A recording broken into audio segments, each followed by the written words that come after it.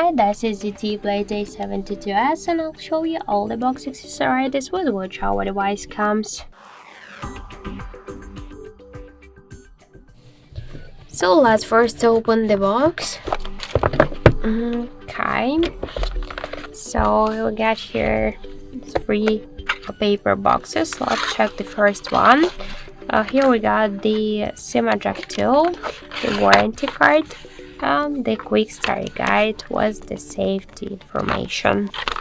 So let's check the other boxes. So the second one, let's just open it. Here we got the charger, the ZTE original charger brick with all of the specifications.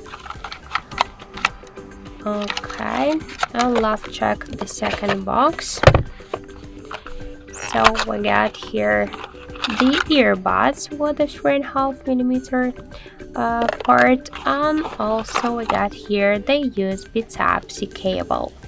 So that's it. That's all of the box accessories with which our device comes. Thank you for watching, and if you find this video helpful, don't forget to leave a like, comment, and to subscribe our channel.